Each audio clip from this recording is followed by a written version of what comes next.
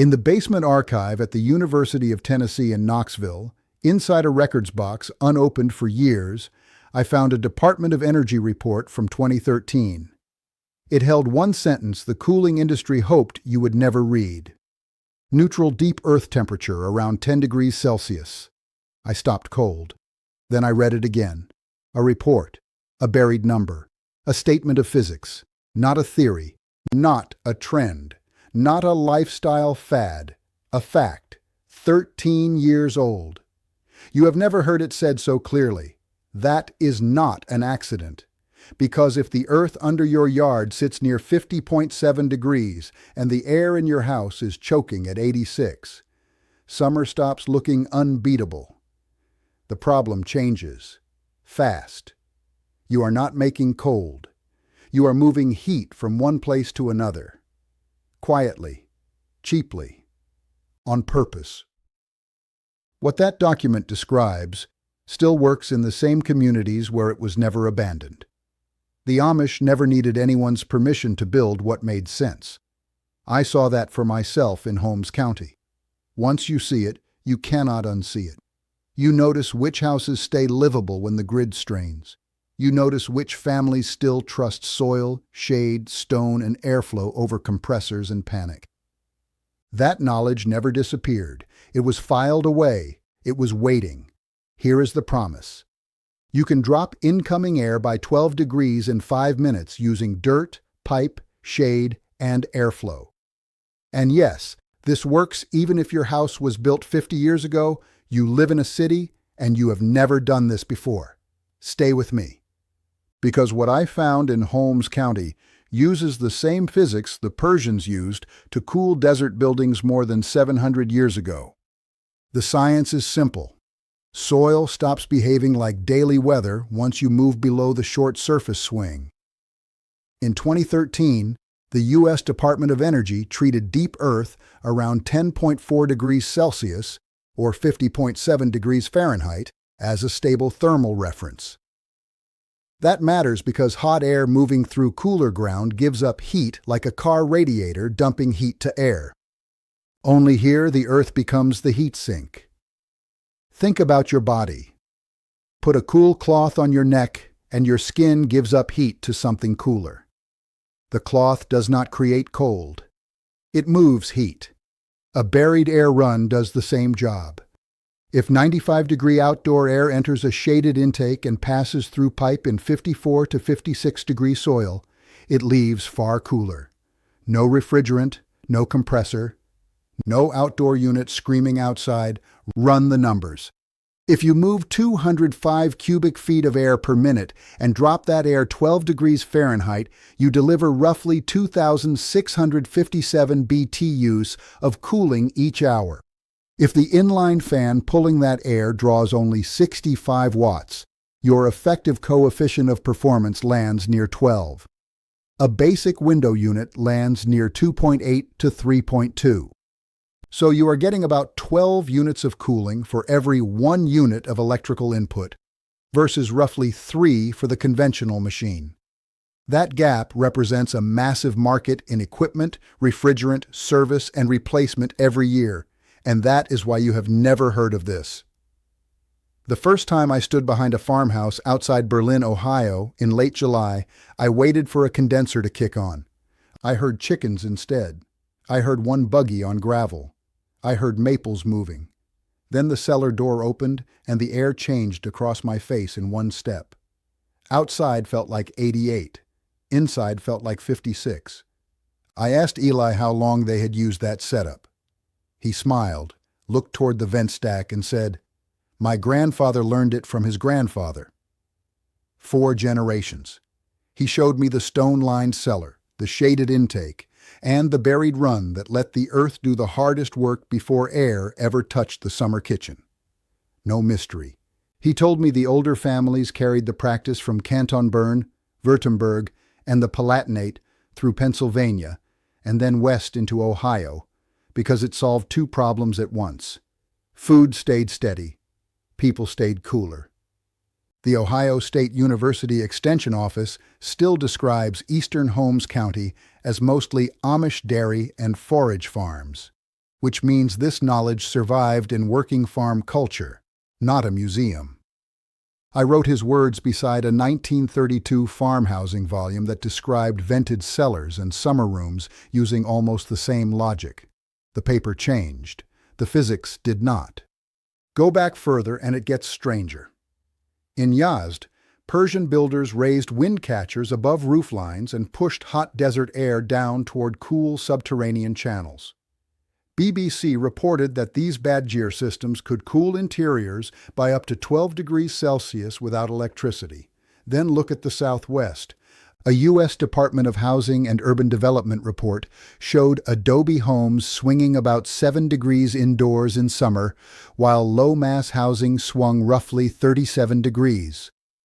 The Romans trusted thick masonry, shaded courts, and controlled ventilation because mass changes temperature slowly. Traditional Korean builders treated the floor itself as a thermal battery. Air moved. Mass held. Rooms stayed stable. Every civilization that mastered extreme heat arrived at the same answer independently. The Amish never forgot. They carried it from Canton to Pennsylvania 289 years ago and kept building it because it worked and because they never needed anyone's permission to do what made sense. Now the part that should anger you. In January 1956, Carrier and Levitt and Sons announced what Carrier called the largest residential air conditioning contract ever awarded. It covered 702 country clubber homes in Levittown, Pennsylvania. It protected the central air business as post-war builders standardized houses stripped of cellars, transoms, porches, summer kitchens, and passive airflow paths. Every house built without those features became another equipment sale waiting to happen. The threat was not one trick. The threat was an entire category of low-cost design that needed less machinery. The mechanism was boring. That is how suppression works. It hides inside standards, financing, and what gets taught as normal. In 1973, ASHRAE created Standard 62, the industry ventilation standard that later fed directly into code practice. ASHRAE itself says Standard 62.1 has been the industry standard for building ventilation since 1973 and includes both mechanical and natural ventilation systems. That sounds neutral. It is not. Once comfort got translated into compliance tables, duct schedules, sealed assumptions, and mechanical pathways, older field knowledge stopped being taught as the default language of building. It was not banned. It was written out of the manual. The named allies are not hard to find. Carrier pushed the residential dream through national magazines. Its own corporate history names the Saturday Evening Post, Time, Newsweek, and Better Homes and Gardens as advertising outlets during the residential air conditioning surge of the 1950s. Levitt monetized that comfort promise in suburban housing. Standard-setting bodies gave the mechanical path institutional weight. Media sold the desire. Builders sold the package. Industry sold the machine. An entire field of knowledge disappeared from architecture schools, builder plans, and everyday home design, not because it failed, because it wasn't profitable. And the pattern never stopped. In March 2024, the American Council for an Energy-Efficient Economy said the International Code Council finalized its new Model Energy Code by stripping key efficiency and decarbonization measures after appeals from special interests, including HVAC equipment manufacturers and gas interests. Same playbook. A house that needs less mechanical heating and cooling threatens shipment numbers, service contracts, and replacement cycles. That is the motive. The HVAC market in America is worth tens of billions of dollars a year. Every alternative installed is a unit of that market that never gets sold, serviced, financed, refilled, or replaced. Now, if you already own a house and you're thinking this only applies to people with land, stay with me, because this next part is specifically for you. You don't need to tear up your foundation, Rip out your existing system or buy equipment. You need a yard, a drill, and a weekend. Here's the build I would use on a Saturday morning. First, pick the shadiest side of the lot. North side is best, east side is second best. Do not start on the west wall if you can avoid it. That side takes punishment. Mark a trench 18 to 24 inches wide and 32 to 48 feet long. If your soil allows it, go down 6 to 8 feet. That depth matters because temperature stabilizes there. Then cut the trench with a 2% slope toward a gravel drain pit so condensation leaves the system instead of breeding inside it. For the buried run, use one smooth wall 6-inch HDPE pipe or two parallel 4-inch Schedule 40 PVC lines. I prefer smooth wall HDPE because it resists snagging debris and cleans easier later. Do not use corrugated drain tile, ever. Bed the pipe on 3 to 4 inches of washed gravel, then add another 4 inches above it before backfilling. In wet soil, wrap the run in geotextile fabric to keep fines out of the gravel bed. At the far end, mount the intake box at least 24 inches above grade, under shade, with aluminum insect screen, a replaceable MERV11 pre-filter, and a hood that throws rain away from the opening.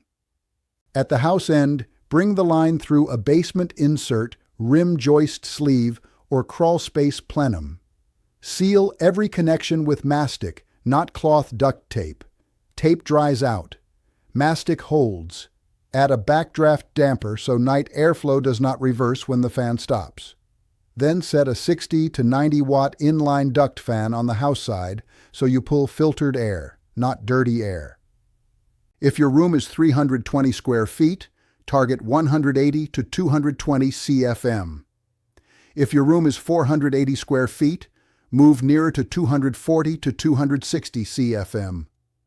Finish the last 6 feet with insulated flex duct so you do not lose cooling right before delivery. If you want better performance, stack the small advantages the Amish stack. Shade the intake with a simple cedar box. Stretch low-E radiant foil over the sun-facing top panel. Plant a trellis 18 inches away so summer leaves shield the metal hood. Keep the outlet low in the room so dense, cool air spreads across the floor before mixing upward. Then pair the system with a window purge at night. Open the highest window in the house after sunset and let the warm layer escape while the earth tube feeds the lower room. The gain compounds. The materials are ordinary. Smooth wall HDPE, Schedule 40 PVC, washed gravel, geotextile fabric, aluminum insect mesh, MERV 11 filter media, duct mastic, insulated flex duct, optional low-E radiant foil, optional cedar planks for the intake housing. That is it. Nothing rare, nothing from some hidden village. The Amish use ordinary materials arranged more intelligently than most modern installs, and the cost should insult you. A 6-inch pipe run usually costs $92 to $168. Gravel costs $28 to $46. The inline fan lands between $67 and $119. Filter box materials run $23 to $41. A backdraft damper, speed controller, mastic, screen, and fasteners add $38 to $84. If you rent a trenching machine for 4 hours, most people land between $286 and $472 total. 2 if your soil fights back. 40 minutes for the intake box, 1 hour for the final connection. One warning, smooth wall pipe is not optional. Corrugated drain tile causes standing water, mold pockets, and permanent cleaning problems. If someone tells you the ridges do not matter, do not listen. The ridges become the problem. Now let us talk performance in honest terms. On a 95-degree day, with the intake shaded and the soil near 55 degrees, this kind of run can deliver 82 to 84-degree air into the room in the first 5 minutes. That sounds weak until you feel it. It is not trying to freeze the whole house. It is trying to start winning one zone. In a tight downstairs room, I have watched temperatures fall from 82 to 74 after pull-down. Pair that with blackout curtains, night venting, and reduced kitchen heat, and the room stops feeling like a punishment box. Maintenance is almost boring. Check the intake screen every month during heavy pollen. Replace the filter once a season. Open the cleanout and inspect the line once a year. Flush the drain path if sediment builds. Keep roots away from the intake zone. That is it. A buried HDPE run can last 25 to 50 years if it stays dry and sealed. Your conventional system costs $7,200 to $14,800 to install, around $146 a month to run through hard summer, and lasts 12 to 18 years before it ends up in a landfill. This costs $286 to $472 total. It lasts 25 to 50 years. Your choice. There is something else you feel when you use it. Silence. No cycling panic, no blast and drift, no hot room, cold room, hot room again. Just a steady correction that works with the house instead of bullying it. That is why the Amish keep using these layered methods. They do not build around one heroic machine. They build around many small truths. West shade matters. Roof color matters. Evening purge matters. Pantry walls matter. Cooking location matters. Ground temperature matters. Each small choice looks modest. Together they change the house. That is what modern building forgot on purpose. You were taught to think comfort arrives in a branded box. It does not. Comfort starts with where heat enters, where it lingers, and where you choose to send it. The Persians understood that in the desert. The Pueblo builders understood it in adobe. The Amish understand it in Ohio because milk, apples, potatoes, and people teach the same lesson. The earth stays steadier than the air above it. Pay attention to that, and the whole game changes. Nobody told you. Not your builder, not your contractor, not the man who sold you comfort by the ton. That knowledge never disappeared. It was set aside. It was waiting. And once you understand that, the whole market starts to look different. You begin noticing why thinner walls are normal, why louder systems feel inevitable, and why the monthly bill gets treated like weather, as if nothing can be done. Something can be done. It was done before. It is being done now. Quietly. Everything I've covered across this channel, root cellar airflow, lime wash heat control, rainwater gravity storage, is now in one place. Step by step, season by season, room by room, in the order families actually use it. Link is in the description. But stay here. Because what Eli built is the part nobody is talking about yet. Here is what surprised me most after the first build. The air does not feel artificial, it feels grounded, literally. The room cools without that dry, metallic bite people mistake for comfort. You are still breathing outdoor air. It has been corrected by shade, mass, and distance. That matters if you hate sealed houses. It matters if one room in your house always traps heat. It matters if your grid sends warnings every July. You also do not need a farmhouse. A narrow city lot still works if you have one shaded side yard, a crawl space edge, or a basement well. I have seen shorter runs built at 24 feet and longer runs pushed to 60 feet. The principle does not care whether you own land. It cares about depth, shade, ceiling, drainage, and patience. That is it. People hear the word Amish and imagine distance. The truth is simpler. They kept what worked while everyone else forgot it. If your soil is heavy clay, keep the gravel bed thicker and the drain path more generous. If your water table is high, shorten the buried run and focus harder on shade, night purge, and interior zoning. If you live in humid country, treat filtration and drainage like sacred steps, not optional. Building America guidance is clear about mold, mildew, and radon risk in poorly sealed earth tubes. That is why the intake must stay clean, the run must stay smooth, and the drain path must stay open. Build it lazily, and you create a biology experiment. Build it correctly, and you create a quiet system. That distinction matters because people judge ideas by whether they arrive shrink-wrapped. If it comes in a branded carton, it feels legitimate. If it comes from a trench and a filter box, it feels suspicious. That is backwards. The branded box is the costly part. The physics is free. Soil temperature does not invoice you. Shade does not bill monthly. A correctly sloped pipe does not care about stock price. That is why this knowledge threatens an industry more than a single invention ever could.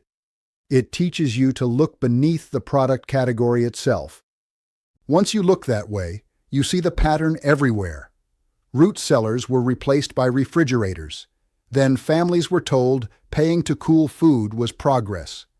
Deep porches were replaced by sealed boxes. Then families were told paying to cool walls was normal. Attic venting, summer kitchens, storm shutters, deciduous shade, and transom airflow all got pushed aside, piece by piece, until comfort meant dependence. Not because the old knowledge failed, because the new dependency generated invoices. That is the real theft. Picture the monthly bill differently now. Not as an unavoidable weather tax. As evidence. Evidence that your house is leaking advantage at every surface. Evidence that somebody profits when you forget how air, shade, and thermal mass behave. Evidence that design knowledge matters more than hardware. When you bury one line and feel one room change, the argument becomes physical. You stop debating. You start noticing. The floor feels different. The wall feels different. Your body tells you the truth first. The Amish never chase perfection. Another lesson worth taking. They chase stability, food that keeps, milk that holds, rooms that stay workable, bodies that do not suffer more than necessary. That is different from blasting one space to 68 degrees while the roof bakes above you. Stability costs less. Stability lasts longer. Stability breaks fewer parts. And stability is exactly what the earth offers when you stop ignoring it. If you build this, start small. Pick one room that makes you angry every summer. Make that room the experiment. One intake, one run, one fan, one clean drain path. Then live with it for a week. Watch how often your conventional system stays off. Watch what happens at night when the hotter layers finally have somewhere to go. Watch how one solved room changes the mood of the whole house. Success does not arrive as a headline. It arrives as relief. Relief. The kind you can measure on your electric bill and in your own shoulders. This matters beyond cooling. It changes your relationship to the house itself. You stop seeing your home as a consumer of equipment and start seeing it as a machine you can tune. Walls become timing tools. Windows become valves. Shade becomes infrastructure. The ground becomes a reservoir. Once that shift happens, you are not just saving money. You are recovering literacy. House literacy. The kind your great-grandparents considered ordinary and you were taught to dismiss. That is how real recovery starts. Not with a miracle, with memory. With one buried principle returning to use. With one family realizing the answer was underfoot all along. The cooling industry cannot stop you from noticing that. It cannot stop you from digging one trench. It cannot stop you from learning what the soil under your yard has offered for free every summer. If you believe real knowledge has been pushed aside to protect someone else's profit, you already know what to do. Hit subscribe. Not for me. For what comes next. This is not a channel. This is a quiet movement of people who have decided they are done being sold what they already own. I want to hear from you.